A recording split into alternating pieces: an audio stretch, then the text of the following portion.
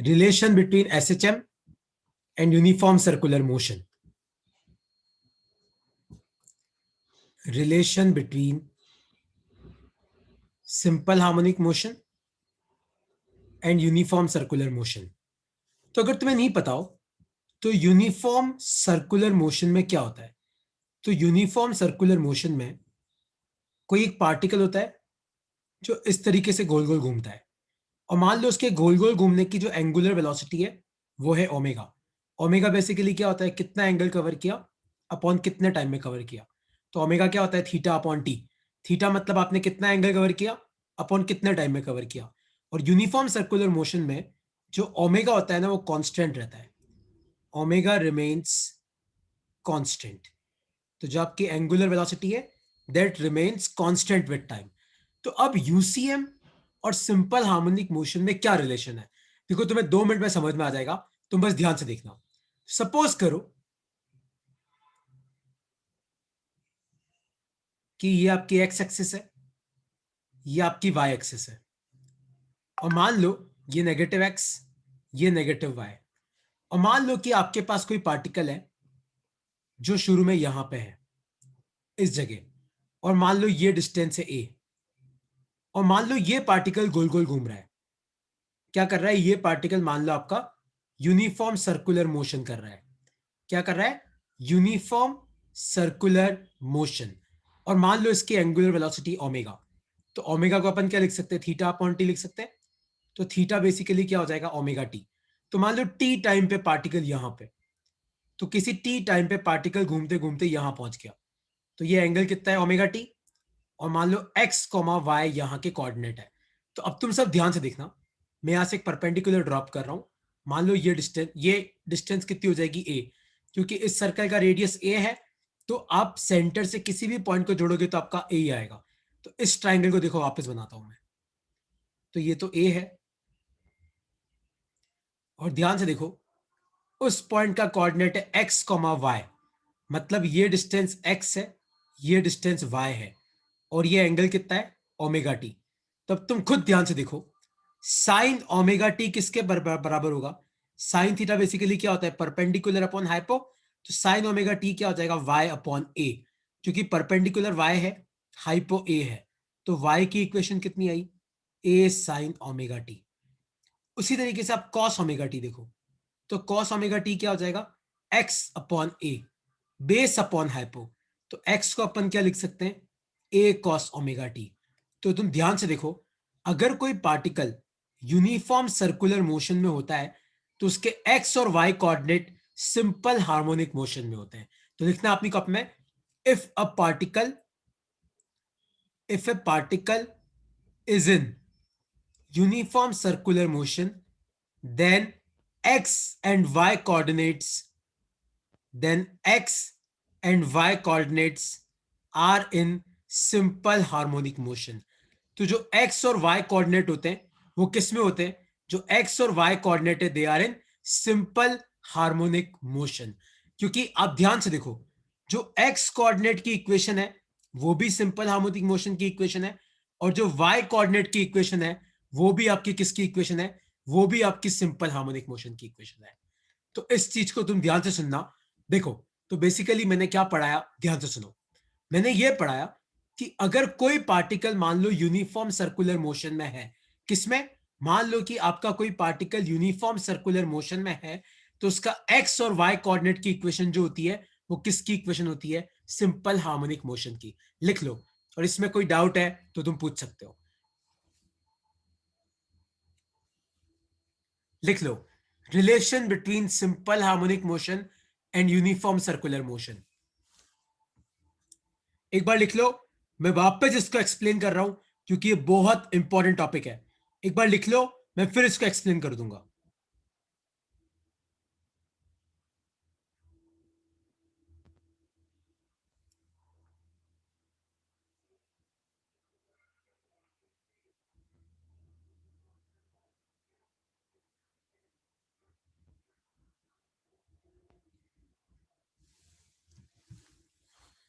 देखो मैं फिर एक्सप्लेन कर रहा हूं, मेघना रिदम आपने अभी ज्वाइन किया है, देखो मैं वापस एक्सप्लेन कर रहा हूं, एक बार लिख लो।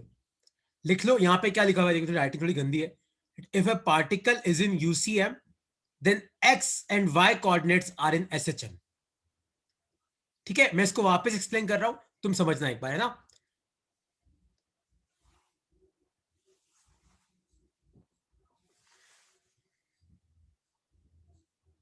तो देखो, मैं 2 मिनट जल्दी जल्दी एक्सप्लेन कर रहा हूं इसको। तो मैंने तुम्हें यह बोला कि अगर कोई पार्टिकल यूनिफॉर्म सर्कुलर मोशन में होता है तो उसके एक्स और वाई कोऑर्डिनेट किस में होते हैं? सिंपल हार्मोनिक मोशन में। कैसे? देखो तुम समझना। तो मान लो कोई पार्टिकल यहां पे है, और मान लो कि ये डिस्टेंस ए है, और मान लो पार्टिकल सेंटर के हिसाब से गोल गोल घूम रहा है। तो मान लो पार्टिकल कैसे घूम रहा है? सेंटर के हिसाब से गोल गोल घूम रहा है। और मान लो उसकी एंगुलर वेलोसिटी ओमेगा है। तो ओमेगा बेसिकली क्या होता है? थीटा अपॉन टी होता है। तो ओमेगा क्या होता है? कितना एंगल कवर किया अपॉन कितना टाइम में कवर किया। तो थीटा को अपन क्या लिख सकते हैं? ओमेगा टी लिख सकते हैं। तो मान लो पार्टिकल घूमते घूमते घूमते टी टाइम में यहां पहुंच गया, मतलब एक्स कॉमा वाई पे। तो इसको ज्वाइन करो तो ये तो ए ही होगा, क्योंकि सर्कल का रेडियस ए है। तो यहां से परपेंडिकुलर ड्रॉप करो तो ये y हो जाएगा, ये x हो जाएगा। और t टाइम में पार्टिकल कितना चलता है? Omega T. तो ये हो जाएगा थीटा। तो तुम ध्यान से देखो, यहां पे साइन थीटा बेसिकली क्या हो जाएगा? साइन थीटा होता है परपेंडिकुलर अपॉन हाइपो। तो परपेंडिकुलर कितना आ जाएगा? ए साइन थीटा, और थीटा कितना है? Omega T. उसी तरीके से कॉस थीटा क्या हो जाएगा? Base upon hypo. तो x क्या हो जाएगा? ए कॉस थीटा, और थीटा बेसिकली क्या होता है? Omega T. तो याद रखना कि अगर आपका कोई पार्टिकल सिंपल हार्मोनिक मोशन करता है तो उसके x और y कोऑर्डिनेट की इक्वेशन क्या होती है? सिंपल हार्मोनिक मोशन होती है ना। तो अगर आपका कोई पार्टिकल यूसीएम में है, यूनिफॉर्म सर्कुलर मोशन में, तो उसका x और y coordinate simple harmonic motion में होता है ना। कोई भी डाउट है इसमें तो पूछ लो। एक चीज याद रखना, अगर आपका पार्टिकल एंटी क्लॉकवाइज घूम रहा है तो ओमेगा को प्लस ओमेगा लेना। अगर आपका पार्टिकल क्लॉकवाइज घूम रहा है तो उसको माइनस ओमेगा लेना। मतलब आप यहाँ पे ओमेगा की जगह माइनस ओमेगा पुट कर देना, है ना। इस चीज को याद रखना। और कोई डाउट है तुम इसमें तो पूछ सकते हो। इसमें और भी कोई डाउट है तो आप पूछ सकते हो। तो लिख लो, इंग्लिश में लिख लो अपनी कप में। If a particle is in UCM, अगर कोई पार्टिकल यूनिफॉर्म सर्कुलर मोशन में है, if a particle is in UCM, then x and y coordinates are in simple harmonic motion.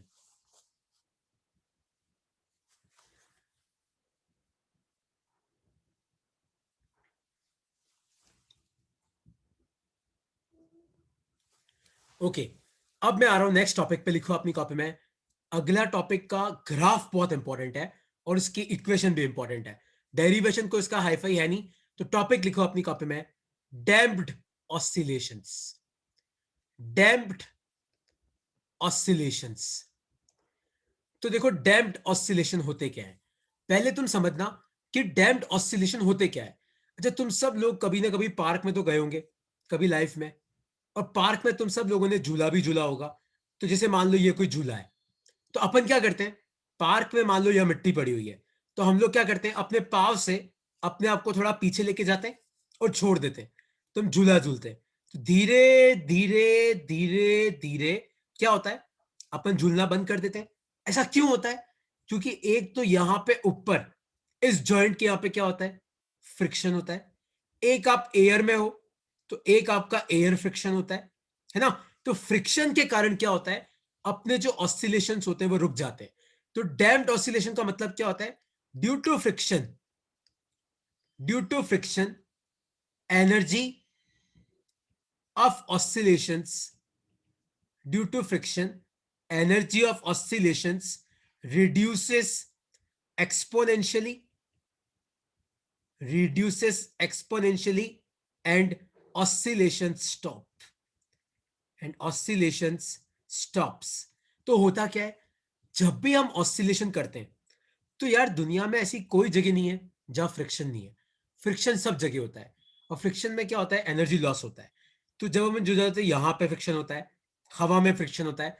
तो due to friction energy of oscillations reduces exponentially. इसका क्या मतलब है? मैं अभी उस वर्ड पे आ रहा हूं।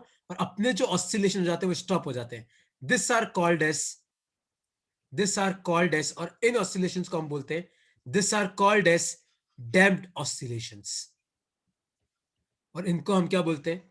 इनको हम बोलते हैं डैम्प्ड ऑसिलेशन, जिनमें क्या होती है? डैम्पिंग होती है। डैम्पिंग का मतलब फ्रिक्शन के कारण आपके ऑसिलेशन डैम्प हो जाते हैं। डैम्प का मतलब है कि धीरे धीरे धीरे धीरे रुक जाते हैं। लिख लो अपनी कॉपी में इसको एक बार, फिर मैं तुम्हें इसकी इक्वेशन और इसका ग्राफ बनवाता हूं।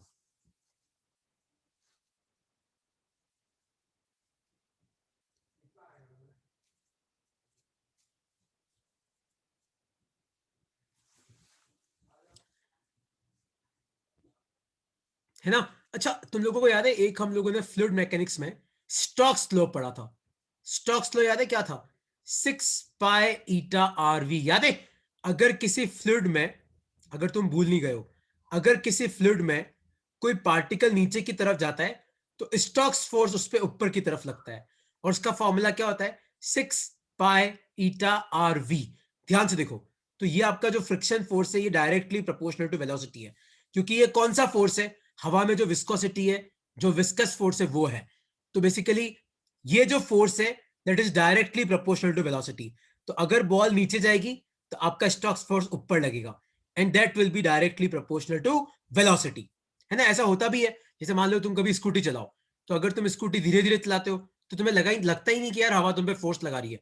कभी स्कूटी तेज चलाना, एकदम रेस देके, तुम्हें लगेगा हवा तुम्हें पुश कर रही है। तो जितनी ज्यादा वेलोसिटी होती है तो मीडियम के कारण उतना ज्यादा फ्रिक्शन होता है ना?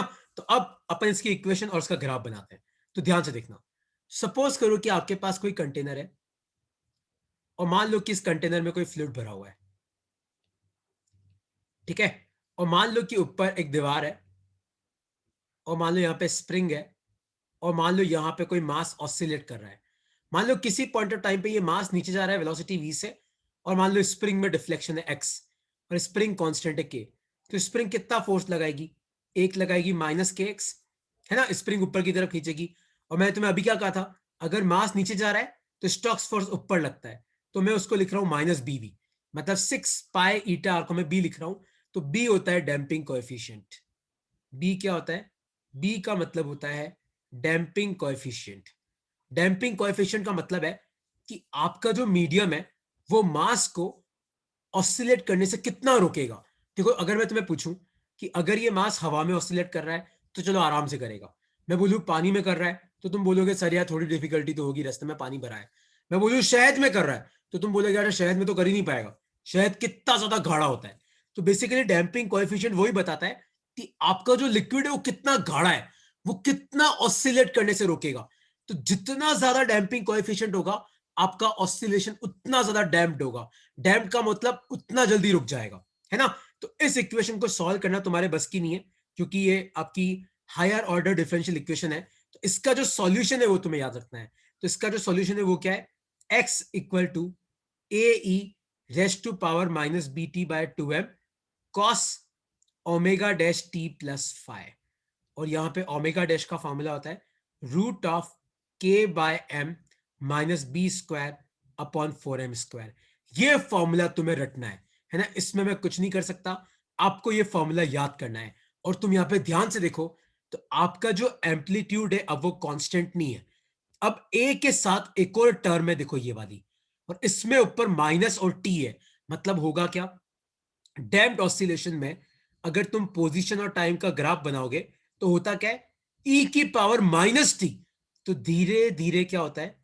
आपका ऑसिलेशन का एम्पलीट्यूड घटता जाएगा, और धीरे धीरे धीरे आपका ऑसिलेशन रुक जाएगा। तो ये होता है आपका डैम्प्ड ऑसिलेशन। डैम्प्ड का मतलब आपका ऑसिलेशन धीरे धीरे रुक जाएगा। और यहां पे अगर तुम एनर्जी और टाइम का ग्राफ बनाओगे तो देखो, मैंने तुम्हें क्या कहा था? फ्रिक्शन में एनर्जी खर्च हो जाएगी, तो धीरे धीरे आपकी एनर्जी घटते घटते घटते घटते क्या हो जाएगी? आपकी एनर्जी जीरो हो जाएगी इस तरीके से। तो एनर्जी का फॉर्मूला लिख लेना, हाफ एम ओमेगा स्क्वायर। याद है परसों मैंने टोटल एनर्जी पढ़ाया था, लेकिन यहाँ पे एम्पलीट्यूड ये पूरा है, तो half m omega square a square e raise to power minus b t by m. तो आपकी एनर्जी धीरे धीरे एनर्जी आपकी खत्म हो जाएगी, ऑसिलेशन रुक जाएगा, और पार्टिकल पहले तो ऑसिलेट करेगा पर धीरे धीरे उसका एम्पलीट्यूड कम होता जाएगा। इसको बोलते हैं एम्पलीट्यूड। तो कम हुआ, थोड़ा और कम हुआ, थोड़ा और कम हुआ, थोड़ा और कम हुआ, और फाइनली आपका एम्पलीट्यूड क्या हो जाएगा? जीरो हो जाएगा। लिख लो अपनी कॉपी में। और ये हुआ क्यों? क्योंकि यहाँ पे फ्रिक्शन है। तो दुनिया में पता है जितने भी ऑसिलेशन है ना, वो सारे असली में डैम्प्ड ऑसिलेशन ही है ना? बिना डैम्पिंग के तो हो ही नहीं सकता, क्योंकि दुनिया में सब जगह क्या होता है? फ्रिक्शन पक्का होता है। लिख लो अपनी कॉपी में।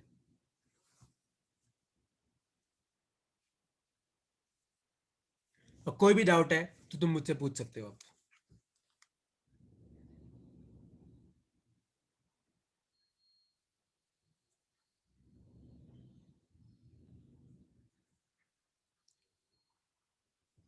कोई भी डाउट है प्लीज पूछो। डैम्पिंग कोएफिशिएंट बी होता है। बी किस पे डिपेंड करता है? Nature of medium, nature of medium and size of body. तो आपकी बॉडी जितनी बड़ी है उतना ज्यादा डैम्पिंग होगा। नेचर ऑफ मीडियम, अगर मीडियम गाढ़ा है तो डैम्पिंग ज्यादा होगी। मीडियम एकदम मान लो वैक्यूम और पानी हवा जैसा है तो डैम्पिंग कम होगी। तो बी होता है डैम्पिंग कोएफिशिएंट, है ना। और कोई डाउट है इसमें तो पूछो। कोई डाउट है? रानू, गार्गी, मेघना, कोई डाउट है? गगन, तुम्हें डाउट कैसे नहीं आते हुए? तुम्हें ये ग्राफ समझ में आया मैंने ग्राफ कैसे बनाया? धीरे धीरे आपका जो एम्पलीट्यूड है वो कम होता जाएगा और फाइनली आपका ऑसिलेशन रुक जाएगा। तो इसको बोलते हैं हम डैम्प्ड ऑसिलेशन।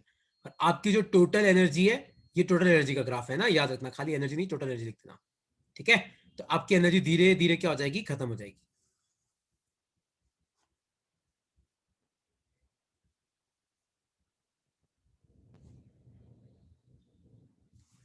ओके, तो अगर तुमने लिख लिया हो तो नेक्स्ट टॉपिक लिखो, फोर्स्ड ऑसिलेशंस। नेक्स्ट टॉपिक लिखो, फोर्स्ड ऑसिलेशंस। तो अब फोर्स्ड ऑसिलेशंस क्या होते हैं? देखो, तुम अगर कभी पार्क में जाओ और अपने दोस्त को लेके जाओ, किसको? तुम्हारे जो मित्र गण होते हैं, फ्रेंड्स वगैरह होते हैं, उनको लेके जाओ। अब तुम झूले पे बैठो, ठीक है, और मान लो थोड़ा सा पीछे करो और अपने आप को छोड़ो। लेकिन मान लो कि तुम्हारा एक बहुत अच्छा फ्रेंड है जो तुम्हारे पीछे खड़ा है, ठीक है। अब मान लो जैसे ही तुम वहां जाते हो आते हो, ये तुम्हें धक्का देता है। जैसे ही तुम जाते हो आते हो, ये तुम्हें धक्का देता है। जैसे ही तुम जाते हो आते हो, फिर तुम्हें धक्का देता है। जैसे ही तुम जाते हो आते हो, फिर तुम्हें धक्का देता है। तो अब क्या होगा? तुम्हारा ऑसिलेशन चलता रहेगा, चलता रहेगा, चलता रहेगा। लेकिन क्यों? क्योंकि यहां पे एक एक्सटर्नल फोर्स है ना।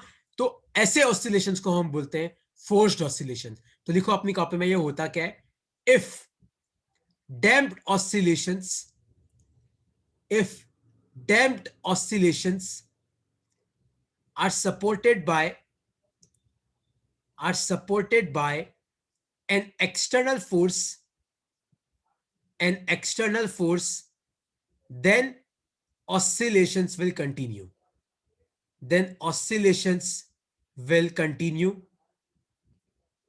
and are called as forced oscillations, ठीक है। तो डैम्प्ड ऑसिलेशन को अगर मान लो कोई एक्सटर्नल फोर्स सपोर्ट करता है तो आपके ऑसिलेशन चलते रहते, चलते रहते, चलते रहते, चलते रहते। इनको हम बोलते हैं फोर्स्ड ऑसिलेशंस, है ना। तो लिख लो अपनी कॉपी में, if damped oscillations are supported by an external force then oscillations will continue and are called as forced oscillations. लिख लो अपनी कॉपी में। और कोई डाउट है इसमें तो पूछ सकते हो। बस इसकी इक्वेशन लिख के एक टॉपिक और करेंगे हम, फिर अपन वेव्स पे जा रहे हैं, इक्वेशन ऑफ ट्रैवलिंग वेव पे। इसमें कोई डाउट है तो पूछो। इसका भी ग्राफ बनवा रहा हूं मैं तुम्हें।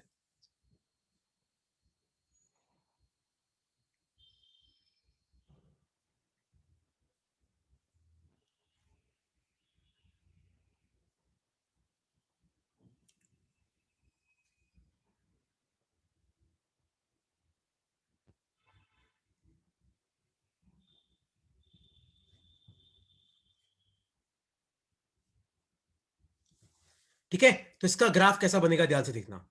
एक तो इसकी इक्वेशन कैसी आएगी देखो, F equal to minus k x minus बीवी plus f not sine omega t. यहां पे प्लस क्यों लगाया साइन ओमेगा नॉट टी? क्योंकि ये आपका एक्सटर्नल फोर्स है जो आपके ऑसिलेशन को सपोर्ट कर रहा है। एक्सटर्नल फोर्स, एफ नॉट मतलब उसकी वैल्यू, ओमेगा नॉट मतलब उसकी फ्रीक्वेंसी, ठीक है। तो अब क्या हुआ कि देखो ये दोनों फोर्स तो पहले भी थे लेकिन इनके कारण जो डैम्पिंग हो रही थी, तो ये एक फोर्स है, एक्सटर्नल फोर्स, जो आपके ऑसिलेशन को क्या करेगा? आपके ऑसिलेशन को सपोर्ट करेगा। ये एक फोर्स क्या करेगा, ये आपके ऑसिलेशन को सपोर्ट करेगा। तो अब आपकी इक्वेशन क्या बनेगी, ध्यान से देखना। तो इसको जब सॉल्व करोगे इस इक्वेशन को, तो आपकी इक्वेशन कैसे बनेगी देखना। एम्पलीट्यूड का फॉर्मूला हो जाएगा f not upon M upon root of, bracket में आएगा omega square minus omega not का स्क्वायर का whole square plus b omega by m का होल स्क्वायर। अब यार ये भी तुम्हें याद करना पड़ेगा, इसमें हम कुछ नहीं कर सकते, कुछ चीजें ऐसी हैं जो आपको याद करनी पड़ेगी। तो f minus k x minus b v plus f not sine omega t, ये जो है ना f not sine omega t, ये बेसिकली आपका एक्सटर्नल फोर्स है जो आपके ऑसिलेशन को सपोर्ट कर रहा है। तो यहां पे आपका जो एम्पलीट्यूड आएगा वो बेसिकली कितना आएगा, F not upon M upon नीचे root of omega square. Omega मतलब होता है नेचुरल फ्रीक्वेंसी, मतलब आपके सिस्टम की क्या फ्रीक्वेंसी है। ओमेगा नॉट का मतलब होता है एक्सटर्नल फ्रीक्वेंसी। ओमेगा नॉट का मतलब क्या होता है, एक्सटर्नल फ्रीक्वेंसी। बी मतलब होता है डैम्पिंग कोएफिशिएंट, ये अपन ने पहले भी पढ़ रखा है। डी का मतलब क्या होता है, बी का मतलब होता है डैम्पिंग कोएफिशिएंट। लिख लो एक बार अपनी कॉपी में इसको।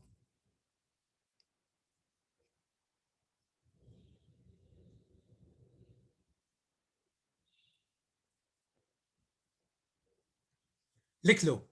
तो अगर डैम्प्ड ऑसिलेशन को किसी एक्सटर्नल फोर्स का सहारा मिलता है तो फिर वो रुकते नहीं है, तो चलते रहते हैं चलते रहते हैं चलते रहते हैं। तो यार तुम खुद सोचो, अगर तुम्हारा दोस्त मान लो तुम्हें तेज धक्का लगाएगा तो अपना तो एम्पलीट्यूड बढ़ता है कि नहीं बढ़ता है ना। अगर धीरे धक्का लगाएगा तो धीरे धीरे एम्पलीट्यूड कम हो जाता है। तो एम्पलीट्यूड होगा कितना, ये फॉर्मूला तुम्हें याद रखना पड़ेगा। तो क्या होता है amplitude, force upon mass. F not मतलब आपने कितना फोर्स लगाया, एक्सटर्नल फोर्स। ओमेगा मतलब नेचुरल फ्रीक्वेंसी, अपने सिस्टम की क्या फ्रीक्वेंसी है। ओमेगा नॉट मतलब एक्सटर्नल फ्रीक्वेंसी, मतलब आपका दोस्त कितनी कितनी देर में धक्का लगा रहा है। बी मतलब डैम्पिंग कोएफिशिएंट। तो एक तो ये इक्वेशन आपको याद रखनी है। बस एक लास्ट कंसेप्ट और है इसमें, वो है रेजोनेंस। तो वो क्या होता है उस पर मैं आ रहा हूं, फिर अपना ये टॉपिक खत्म हो जाएगा, है ना। या कुछ कुछ चीजें पता है ऐसी होती है जो तुम्हें रटनी पड़ेगी, उसमें कुछ नहीं कर सकते। जैसे ये वाली इक्वेशन और ये फॉर्मूला आपको याद करना पड़ेगा, है ना। तो अब रेजोनेंस क्या होता है, तो लिखो अपनी कॉपी में रेजोनेंस। इसमें लिखना, सर आपकी आवाज धीरे आ रही है। क्या मेरी आवाज,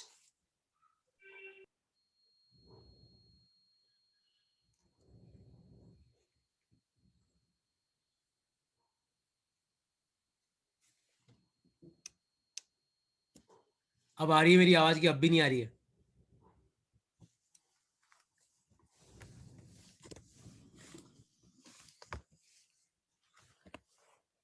चेक करो।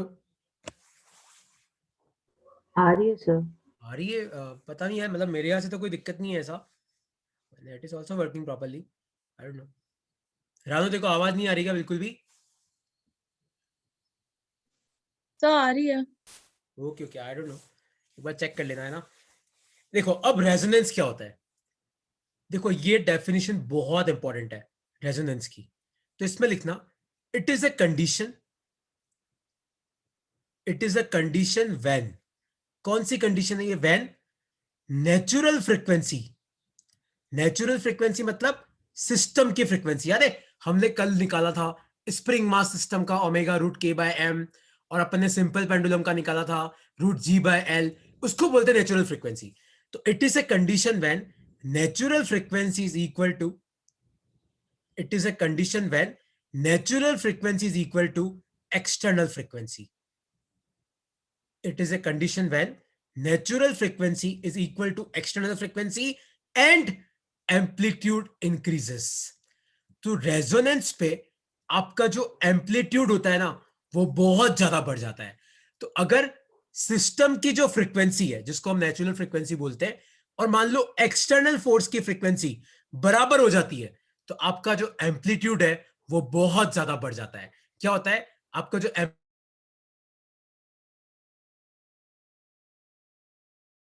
कंडीशन को हम क्या बोलते हैं, रेजोनेंस। तो रेजोनेंस ऐसी कंडीशन है when natural frequency of system is equal to external frequency and amplitude increases. तो देखो अब इसकी इक्वेशन कैसे लिखेंगे। तो एम्पलीट्यूड का फॉर्मूला था क्या, याद है, f not by m upon root of, bracket में क्या आएगा, omega square minus omega not का स्क्वायर का whole square plus b omega by m का होल स्क्वायर। लेकिन रेजोनेंस पे क्या होता है, एट रेजोनेंस आपके सिस्टम की फ्रीक्वेंसी एक्सटर्नल फोर्स की फ्रीक्वेंसी के बराबर हो जाती है। तो आप खुद देखो, ओमेगा और ओमेगा नॉट बराबर हो गया तो कैंसिल हो जाएंगे, तो अपना एम्पलीट्यूड कितना बचेगा देखना, एफ नॉट बाय एम ऊपर बचेगा और नीचे ये तो पूरा गया, ये भी स्क्वायर है, रूट से बाहर आ जाएगा, तो b omega by m, m से एम गया, तो आपका एम्पलीट्यूड कितना आया, f not upon b omega. क्या एम्पलीट्यूड आया आपका, f not upon b omega. तो याद रखना, रेजोनेंस ऐसी कंडीशन है जब सिस्टम की फ्रीक्वेंसी और एक्सटर्नल फोर्स की फ्रीक्वेंसी बराबर हो जाती है और आपका जो एम्पलीट्यूड है वो बहुत ज्यादा बढ़ जाता है। क्या होता है, एम्पलीट्यूड इंक्रीजेस अ लॉट। लिख लो अपनी कॉपी में, लिख लो। तो रेजोनेंस मतलब क्या कंडीशन है, when natural frequency equal to external frequency और एम्पलीट्यूड कितना हो जाता है, f not upon b omega. लिख लो अपनी कॉपी में। और सबसे ज्यादा अगर जरूरी है इसका ग्राफ, इसका रेजोनेंस का ग्राफ तो यार बहुत इंपॉर्टेंट है ना। तुम्हें उस ग्राफ को बनाना भी सीखना है अभी मेरे साथ, और साथ में उसके एमसीक्यू कैसे करते हैं वो भी।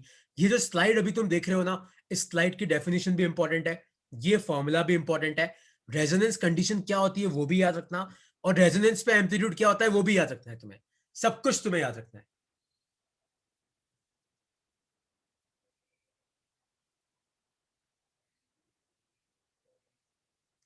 लिख लो इसको अपनी कॉपी में।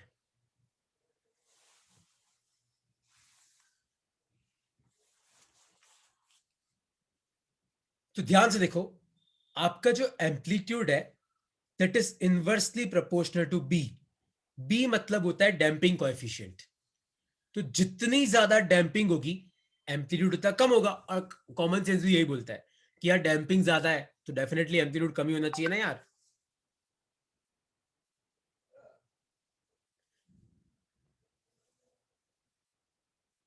ठीक है, तो इसका ग्राफ कैसा बनेगा ध्यान से देखना।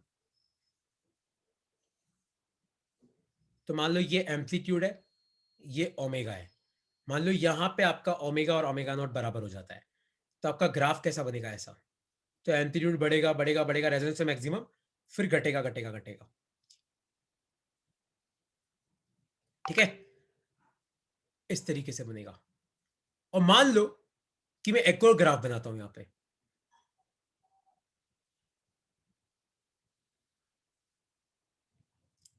तो अगर तुम्हें पूछा जाए कि बताओ इसमें किस में डैम्पिंग ज्यादा है, तो याद है amplitude inversely proportional to b था, तो जिसमें डैम्पिंग ज्यादा होगी उसका एम्पलीट्यूड कम होगा।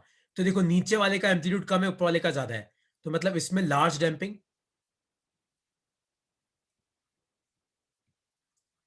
ऊपर वाले में स्मॉल डैम्पिंग। तो डैम्पिंग जितना ज्यादा होगी एम्पलीट्यूड उतना कम होगा, या फिर उल्टा, डैम्पिंग जितना कम होगी एम्पलीट्यूड उतना ज्यादा होगा। तो ये आपका रेजोनेंस का ग्राफ है। तो रेजोनेंस पे आपके एम्पलीट्यूड की वैल्यू मैक्सिमम हो जाती है, और कितनी हो जाती है, f not upon b omega. यहाँ पे बी वन और बी टू लिख देना, f not upon b two omega.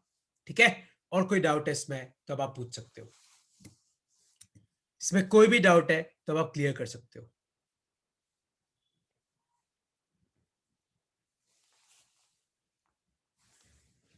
कोई भी डाउट है रानू, कोई डाउट है, क्योंकि देखिए ये जो टॉपिक है ना यार, इसका ग्राफ बहुत इंपॉर्टेंट है, इसकी इक्वेशन तुम डिराइव नहीं कर सकते, तुम्हारे लिए आउट ऑफ स्कोप है, अगर मैथ्स वाले भी डिराइव नहीं कर सकते, है ना, वो इक्वेशन ही अलग चीज है। पर तुम्हें इस इक्वेशन का सॉल्यूशन याद रखना है कि रेजोनेंस पे, एक तो रेजोनेंस कब होता है, जब सिस्टम की फ्रीक्वेंसी और एक्सटर्नल फोर्स की फ्रीक्वेंसी बराबर हो जाती है। रेजोनेंस पे क्या होता है, रेजोनेंस पे आपका एम्पलीट्यूड मैक्सिमम हो जाता है ना, और एम्पलीट्यूड का फॉर्मूला है क्या, f not upon b omega. तो जितना बी कम होगा उतना एम्पलीट्यूड ज्यादा होगा। ठीक है, और कुछ पूछना है इसमें तो पूछो, नहीं तो इस चैप्टर के लास्ट टॉपिक पे मैं जा रहा हूं, वो है how to find time period. इसमें किसी को कुछ पूछना है तो पूछो।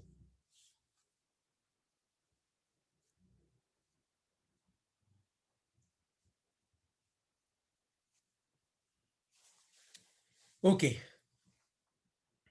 तो जितना एम्पलीट्यूड ज्यादा उतनी डैम्पिंग कम, जितना एम्पलीट्यूड कम उतनी डैम्पिंग ज्यादा। अच्छा, अब मैं आ रहा हूं एक ऐसे टॉपिक पे जिसके बेसिकली क्वेश्चंस आते हैं एग्जाम में। अब क्या टॉपिक है पहले तुम समझना। सपोज करो कि ये मीन पोजीशन है, मान लो ये एक्सट्रीम पोजीशन है, और मान लो ये पीछे वाली एक्सट्रीम पोजीशन है, और टी मतलब होता है टाइम पीरियड। तो अगर तुम्हें टाइम पीरियड का मतलब नहीं पता है, तो टाइम पीरियड का मतलब होता है time taken for one cycle, time taken for one complete cycle. मतलब एक पूरी साइकिल में जो टाइम लगता है उसको हम क्या बोलते हैं, टाइम पीरियड। तो एक पूरी साइकिल का क्या मतलब है, अब तुम समझना। देखो, एक पूरी साइकिल का मतलब होता है मीन से एक्सट्रीम, फिर एक्सट्रीम से मीन, फिर मीन से पीछे वाले एक्सट्रीम, फिर पीछे वाले एक्सट्रीम से मीन। लेकिन इस पूरी साइकिल में टाइम कितना लगेगा, टी। तो अगर मान लो कोई इंसान तुम्हें पूछे कि बताओ मीन से एक्सट्रीम जाने में कितना टाइम लगा, तो आपको बोलना है T/4। अच्छा, फिर कोई तुम्हें पूछे अच्छा यार बता एक्सट्रीम से मीन में कितना लगेगा, T/4। सेम यहां पे भी T/4, यहां पे भी T/4। तो यहां पे तो हम टाइम के 4 पार्ट कर सकते हैं। लेकिन अगर मान लो कि ये 0 है, ये A है। लेकिन अगर मान लो कोई इंसान तुम्हें ये पूछे कि बताओ 0 से लेके A/2 तक आने में कितना टाइम लगा, यहां तक आने में, तो फिर आप T/8 नहीं बोल सकते, है ना। क्योंकि अब इस क्वेश्चन को कैसे सॉल्व करना है अब मैं तुम्हें सिखा रहा हूं, है ना। तो अगर मान लो कोई तुम्हें पूछे कि मीन से एक्सट्रीम में कितना लगेगा, एकदम चुटकियों में T/4। लेकिन कोई तुम्हें पूछे कि नहीं 0 से A/2 आना है, तो बताओ कितना टाइम लगेगा, तो आप T/4 का आधा नहीं कर सकते, T/8 इसका आंसर नहीं होगा। तो कैसे करते इस क्वेश्चन को, अब तुम ध्यान से सुनना, है ना। देखो मैं करा रहा हूं, आप इसको समझना। तो क्वेश्चन लिखो अपनी कॉपी में, find time taken by particle to travel from 0 to A/2। ठीक है, और मान लो मैं इक्वेशन लिख रहा हूं x equal to A sin omega t. ठीक है, मुझे यह पता करना है कि मेरे पार्टिकल को 0 से A/2 तक जाने में कितना टाइम लगेगा। तो आप x की जगह का पुट कर दो A/2, A की जगह A साइन ओमेगा की जगह आ जाएगा 2π/t, और मान लो t टाइम पे वो A/2 पहुंच गया। तो ध्यान से देखो, A से गया तो क्या आया, half equal to sign 2πt/t। लेकिन आप मुझे बताओ साइन की वैल्यू हाफ कब होती है, साइन की वैल्यू हाफ होती है जब एंगल कितना होता है 30 डिग्री। तो 2πt/t बेसिकली है कितना, 30 डिग्री, मतलब π/6। तो पाई से पाई गया, तो आपका टाइम कितना आया, देखो टी ऊपर जाएगा और 2 नीचे आएगा, T/12 आया तुम्हें समझ में। तो 0 से लेके A/2 तक जाने में पार्टिकल को कितना टाइम लगेगा, T/12। कैसे किया मैंने इक्वेशन लिखी x equal to A sin omega t. यहां पे आप फाइव को 0 ले सकते हो। तो अगर आपका ऐसे जब मीन पोजीशन से चालू होता है तो आप फाइव को 0 ले लो। फिर मेरे को यह पता करना है कि मेरा पार्टिकल A/2 पे कब पहुंचेगा। तो मैंने x की जगह A/2 पुट कर दिया, और मुझे t निकालना है। A से गया, हाफ आया, इस एंगल को 30 डिग्री के बराबर पुट करो, 30 डिग्री मतलब π/6। तो आपका आंसर आया T/12। ठीक है, किसी को इसमें कुछ पूछना है तो पूछ सकते हो।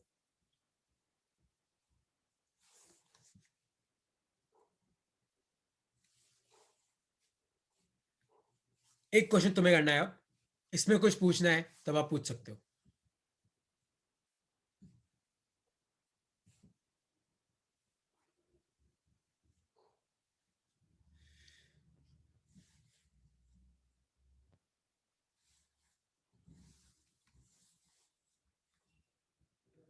ओके, जैसे मान लो तुम्हारे एग्जाम में क्वेश्चन आ जाइए, फाइंड टाइम टेकन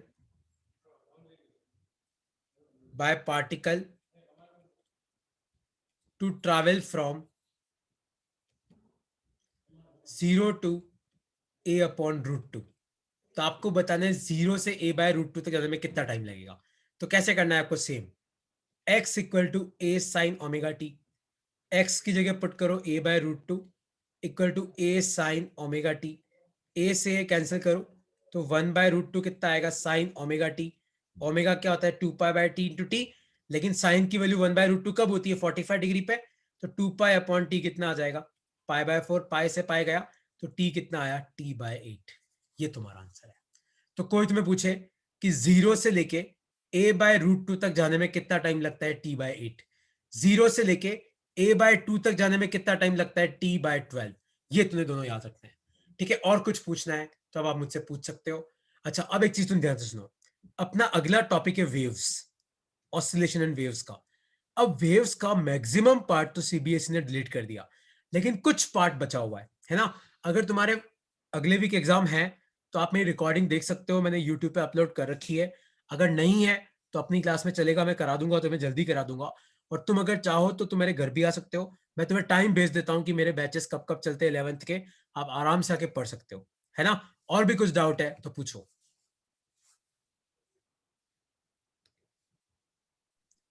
तो हाँ पूछो।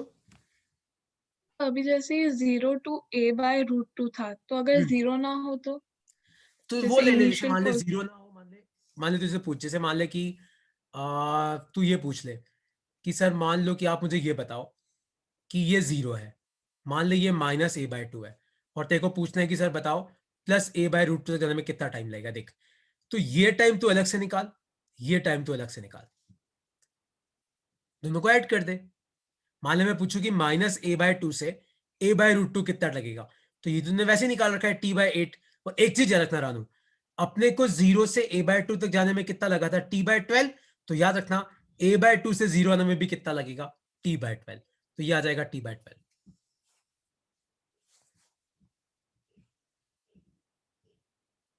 जैसे मान ले कोई तेरे से पूछे कि आप ये बताओ कि a/2 से a जाने में कितना लगेगा, तो अपने को ये तो पता है कि 0 से a/2 में कितना लगेगा, t/12। और अपने को ये भी पता है कि 0 से a में कितना लगता है, t/4। तो तू खुद बता, यहां से यहां का अपने आप आ जाएगा। यस पर ऐसे दिमाग लगाना है, बस तुम्हें जो मैंने तरीका बताया 2 क्वेश्चन में, उस तरीके को यूज कर लेगा।